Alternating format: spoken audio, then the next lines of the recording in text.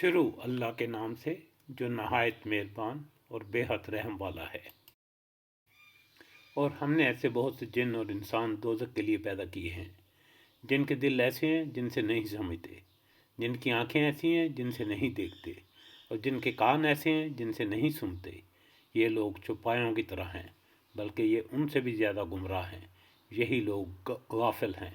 اور اچھے اچھے نام اللہ ہی کے لیے ہیں، سو ان ناموں سے اللہ کو پکارا کرو، اور ایسے لوگوں سے تعلق بھی نہ رکھو جو اس کے ناموں میں کجروی کرتے ہیں، اور ان لوگوں کو ان کے کیے کی سزا ضرور ملے گی۔ اور ہماری مخلوق میں ایک جماعت ایسی بھی ہے جو حق کے مطابق ہدایت کرتی ہے اور اسی کے مطابق انصاف بھی کرتی ہے۔ اور جو لوگ ہماری آیات کو جھٹلاتے ہیں، ہم ان کو بتدریج گرفت میں لیے جا رہے ہیں، اس طرح کہ ان کو خبر بھی نہیں، اور ان کو مہلت دیتا ہوں، بے شک میری تدبیر بڑی مضبوط ہے۔ کیا ان لوگوں نے اس بات پر غور نہ کیا کہ ان کے ساتھی کو ذرا بھی جنون نہیں؟ وہ تو صرف ایک صاف صاف ڈرانے والے ہیں۔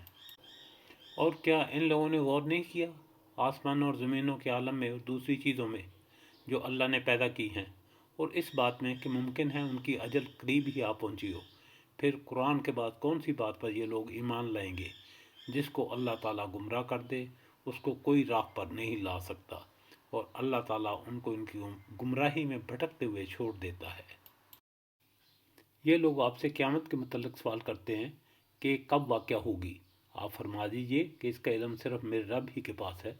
اس کے وقت پر اس کو سوا اللہ کا کوئی اور ظاہر نہ کرے گا۔ وہ آسمانوں اور زمینوں میں بہت بڑا حادثہ ہوگا، وہ تم پر محض اچانک آ پڑے گی۔ وہ آپ سے اس طرح پوچھتے ہیں جیسے گویا آپ اس کی تحقیقات کر چکے ہیں۔ آپ فرما دیجئے کہ اس کا علم خاص اللہ ہی کے پاس ہے، لیکن اکثر لوگ نہیں جانتے۔